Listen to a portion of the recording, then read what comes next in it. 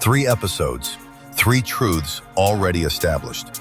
The mind Africa forgot exists. The comfortable cage that traps it exists.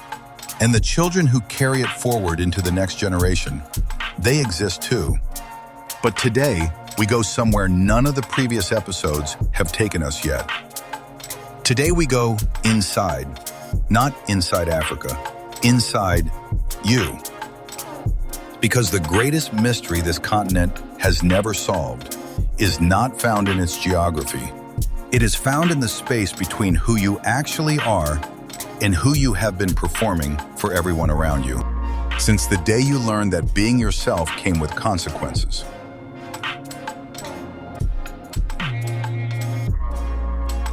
There is the version of you that exists in public, the one with the caption, the highlight reel, the laugh that is slightly louder than your actual laugh, the confidence that arrives the moment someone else is watching. And then there is the version of you that exists at 2 a.m., when the phone is face down, when the notifications have stopped, when the performance is over and the audience has gone home, and you are left alone with the only person you have never been fully honest with, yourself. Which one is the real you? This is not a Nigerian problem. This is not an African problem. This is a human problem. But in Africa, it carries a particular weight because we were taught from the earliest age that certain faces are acceptable and certain faces are not. That strength is a face you wear. That struggle is a face you hide. That success is performed before it is achieved. And so we became extraordinary performers, masters of the presented self, world champions of the surface. While the person underneath, the real, complex, contradictory, brilliant, wounded, searching person, waited and waited and waited for someone to ask what was actually happening inside. Count the faces you wore today. Not 2, not 3. Count them all. The face for your mother, the face for your boss, the face for your friends, the face for social media, the face for the person you are trying to impress, the face you put on in church, the face you take off in the car. Now, I want to ask you something that most people go their entire lives without being asked. Underneath all of those faces, what does your actual face look like? Do you even remember? Or have you been performing for so long that the original has become a stranger? The multiple faces of existence are not a sign of dishonesty, they are a sign of survival. We learned early which version of ourselves each environment would accept, which face would be rewarded, which face would be punished, and we adapted. The way all intelligent beings adapt to the conditions they are given. But here is the cost that nobody calculated. When you spend long enough adapting to every environment, you lose the ability to exist in any environment without adapting. And then, one day, in a quiet moment when no environment is demanding anything, you sit with yourself and realize you do not know what you actually think, what you actually want, what you actually believe, who you actually are. African youth in 2025 are the most opinionated generation this continent has ever produced. Social media gave everyone a microphone, and everyone is speaking loudly, constantly, with absolute certainty. But here is the question beneath all that noise. How many of those opinions belong to you? How many did you form yourself through genuine reflection, real experience, honest examination? And how many are simply what your tribe believes, what your church believes, what your Twitter timeline believes, what your favorite influencer told you to believe last Tuesday? The multiple faces of existence are not just about emotion. They are about thought, about belief, about the terrifying possibility that some of what you call your identity was installed by someone else. Social media did something to the African identity that colonialism started but could not finish. It handed an entire generation a measuring stick and told them to measure themselves against everyone on Earth. Simultaneously, every hour of every day. Your face against their face. Your life against their life. Your hustle against their highlight reel. And the African young person, already carrying the weight of a continent told for centuries that it was behind, picked up that measuring stick and began to measure and found themselves always slightly short. Not because they were, but because the measuring stick was never designed for their kind of greatness. I am not here to mock anyone in those images, because every single one of those people is doing what human beings have always done. Searching for significance. Searching for the feeling that their existence matters. That they are seen. The hunger is real. The hunger is valid. The hunger is actually sacred. The problem is not the hunger. The problem is what we have been offered to satisfy it and accepted.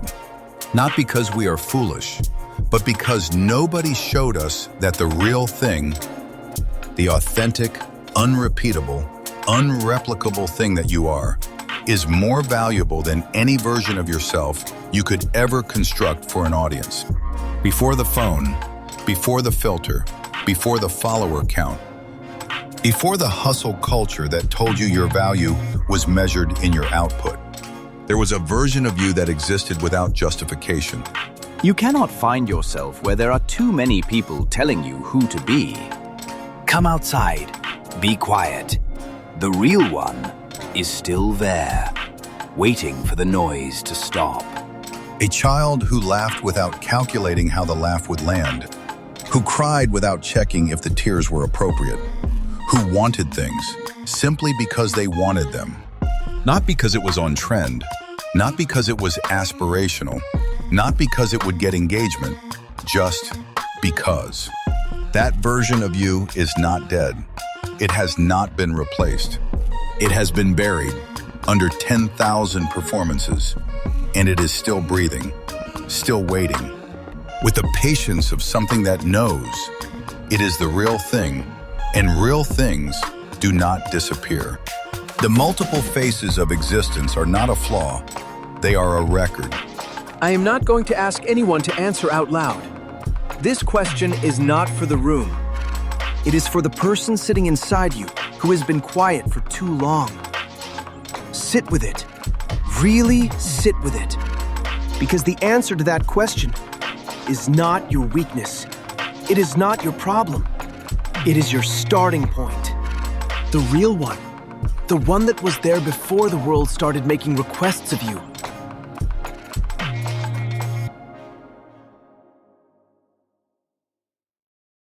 A record of every environment that asked something of you. Every relationship that required a performance. Every system that rewarded a mask. But underneath every record, there is an original. And the original is always the most valuable version. The original is what the world has never seen. Because you have been too afraid to show it, too uncertain, too busy performing what you thought the world wanted, to discover what the world actually needs. What the world needs is you. Not your filtered version, not your hustle persona, not your church face, or your work face, or your Instagram face. The world needs the unrepeatable, unreplicable, original you. Let me speak to you the way I wish someone had spoken to me. You have been performing for years, and you are tired. Not the kind of tired that sleep fixes, the kind of tired that comes from spending your energy, maintaining a version of yourself that is not actually you. The kind of tired that sits behind your eyes even when you are smiling. The kind of tired that wakes you up at 3 a.m. with a question you cannot name but feel everywhere. That question, the one you cannot name, is this.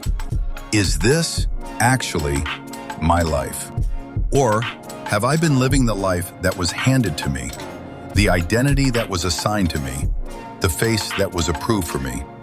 I need you to hear something that the noise of this world, social media, family pressure, cultural expectation, religious performance, has been drowning out. You are not a role. You are not a function. You are not your tribe's representative. You are not your family's second chance. You are not your follower count. You are not your job title. You are not the version of yourself that anyone else's approval has ever confirmed. You are something older than all of that, something more specific than all of that, something the world has been waiting for, in exactly your form, for your entire life. And the only way it ever gets here is if you stop performing it and start living it.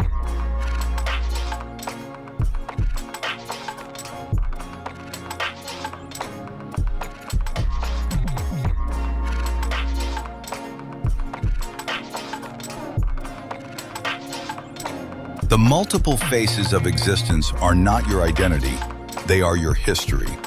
A record of everywhere you have been, and everything you survived by becoming what the moment required. But you are not the moment. You are not the requirement. You are not the performance. You are the person beneath every face. The one who watched you perform and waited and never stopped believing that one day you would come back for them. Today is that day. Come back. The world has enough performers. It is desperately short of people who exist fully as themselves. Be that. Africa needs that. Humanity needs that. And somewhere, in the part of you that has been quiet for too long, you know you were born for exactly that.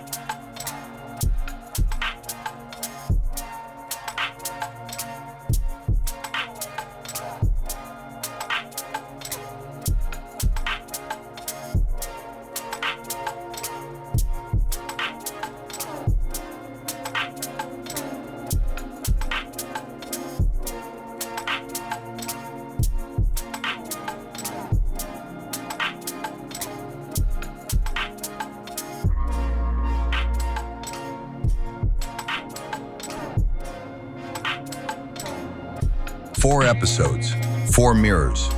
And I want to ask you something before you close this video. Not for the comments, not for likes, just for yourself. Sit with this question tonight. If nobody was watching, who would you be? Write it down, not on social media, in a notebook, for you. Episode 5 drops tomorrow. It is called The Compulsory Marketplace, and it will reveal something about your gift, about what you carry, that will change how you see your place in this world forever. Subscribe, turn on notifications, and share this episode with one person today. The one you know who is performing a life that does not belong to them. They need to see themselves in this mirror. See you tomorrow.